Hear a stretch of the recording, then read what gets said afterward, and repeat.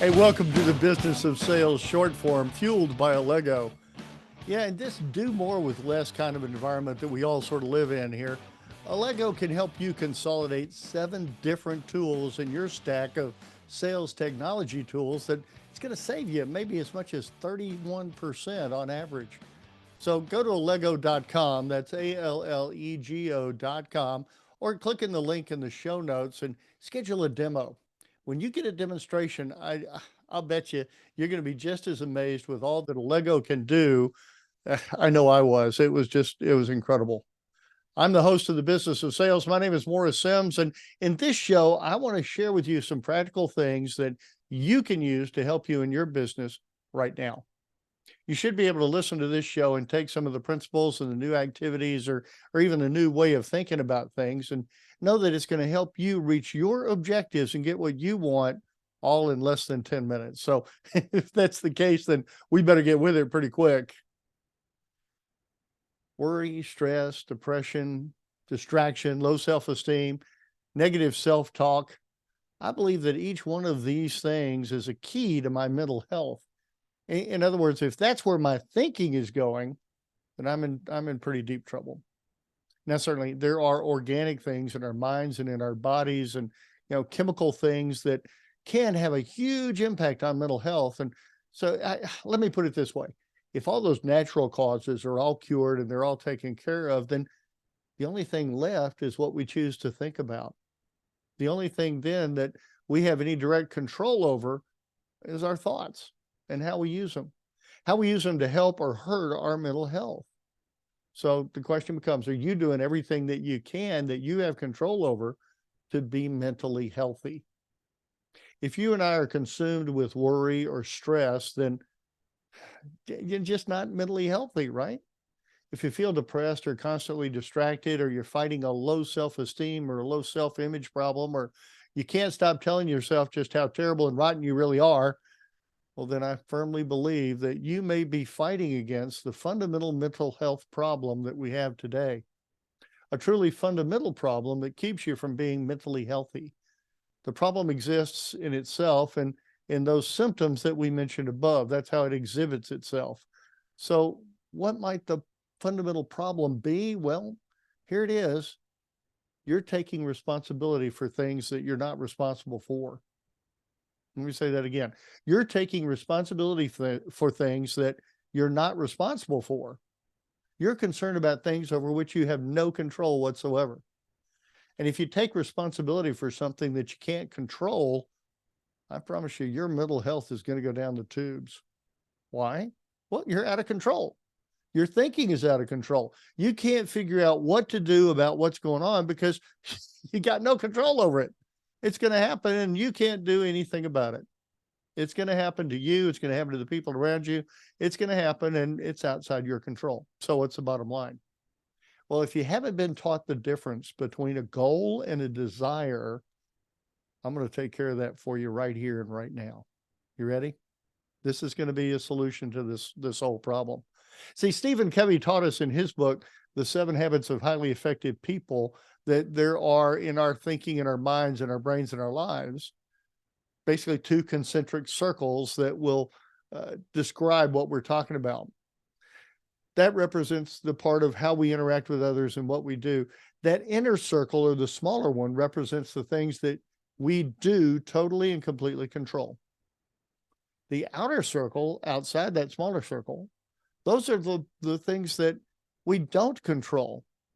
Those are things that I can't do anything about. I can't control the weather. I can't control whether somebody likes me or not. That's their decision and what they choose to do and what they choose to think. So we've got to focus on the inner circle. We got to focus on those things that we have something that we can do something about, that we have some control over, because the stuff in the outside circle, we can't do a damn thing about it. So here's the lesson. If you cannot control something, then stop worrying about it. Stop trying to influence things that are outside your control. As my mentor who taught me these principles said, it's really, Morris, the serenity prayer that is used so frequently in Alcoholics Anonymous, and it's absolutely wonderful. It's called the serenity prayer.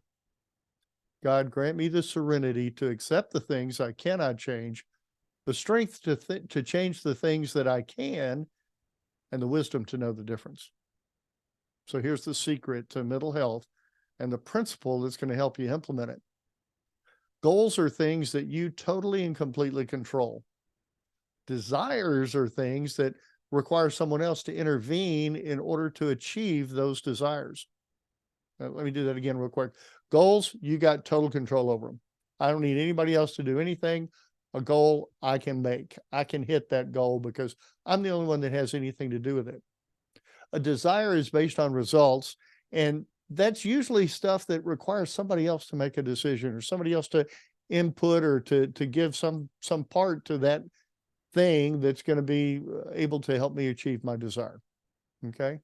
Goals have three characteristics. Number one, like we talked about, goals are something that I can say I am in total and complete control of. If it is to be, it's up to me. That statement that so often doesn't work really does work for goals. If it is to be, it's up to me. I got to get out there and do something in order to achieve a goal.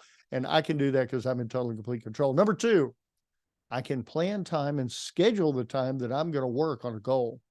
It can be on my calendar. Tuesday morning from 10 until noon, I am going to do these things, and I'm in total control of that. Now, number three, I personally can work on doing what I have to do. I work on it. I work toward achieving goals. I work to accomplish whatever that goal is, and I can do that because, number one, I'm in complete control. Desires, remember, desire is something that requires somebody else to intervene in order for that desire to become a reality and actually happen. So there are three characteristics for a desire. Number one, a desire requires that other people be involved for that desire to come to pass. We've talked about that. Number two, desires have to do with results.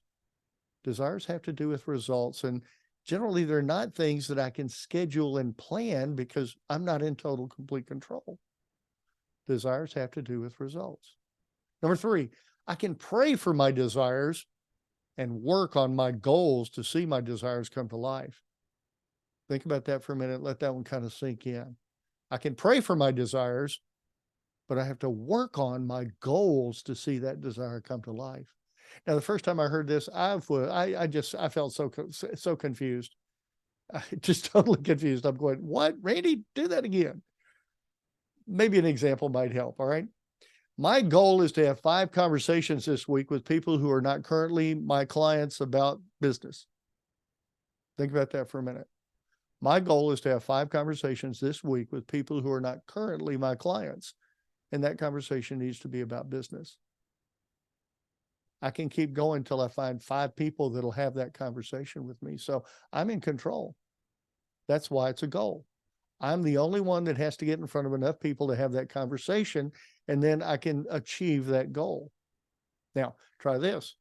My desire is to have 5 clients purchase any one of my products or services this month.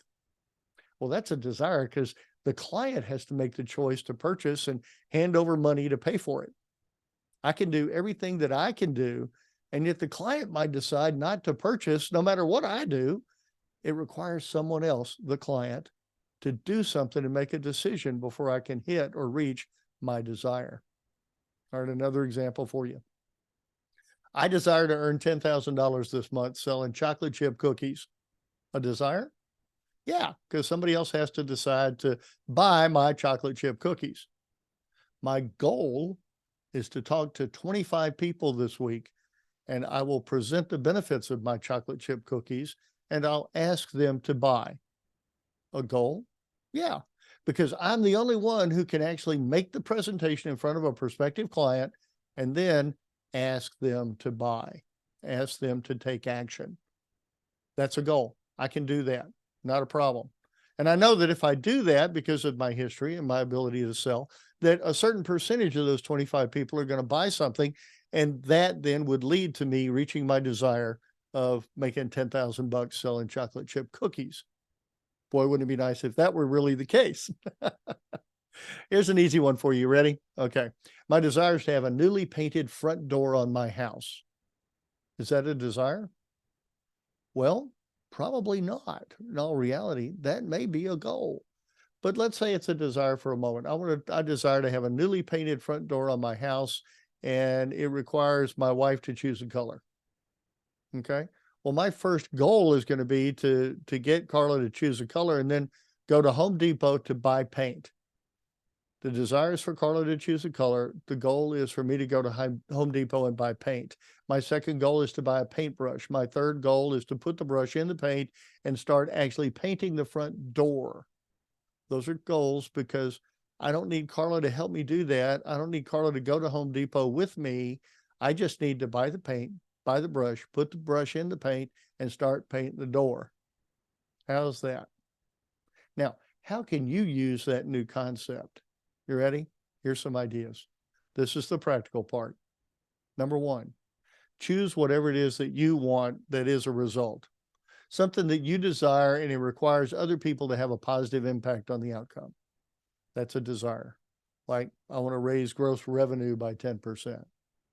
Then you choose the activities that you have to do to influence the result, the desire, and influence having that come to pass. These are the goals that you decide on that you want to do, that only you can do, that are going to help you determine whether or not you're going to meet that desire. But these are things that you're the only one that can determine if the goals are met. You're the only one that knows whether you did what you said you were going to do. And that's where it all comes from. So you have a desire, and then you set goals around the activities you have control over that are going to help you meet or reach that desire. Your key to mental health is that you no longer worry about and wring your hands over accomplishing the results. If you do everything that you can do to influence the result, then you can only worry about those things that you have control over. So give it a try yourself.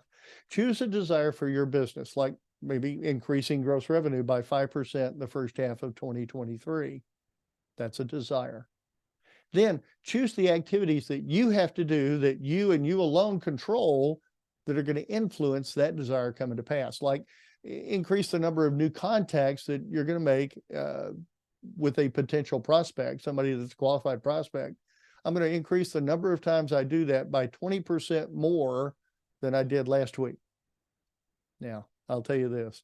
I learned this concept and these principles from my dear friend, mentor, and colleague, Dr. Randy Marshall. Randy now works in a charity helping Ukraine refugees find food and shelter and medicine in that war-torn country. If you want to help Randy in his work, go to tccp.pro, P-R-O, and in there you'll find a place where you could donate a couple of bucks. Best wishes to you, and here's hoping that your desire is what you want it to be and that you're going to do something about it, okay? Do something about it, create those goals, go out there and make it happen. And I'll see you next time right here on Quick Tips, the short form of the business of sales. I'm Morris Sims.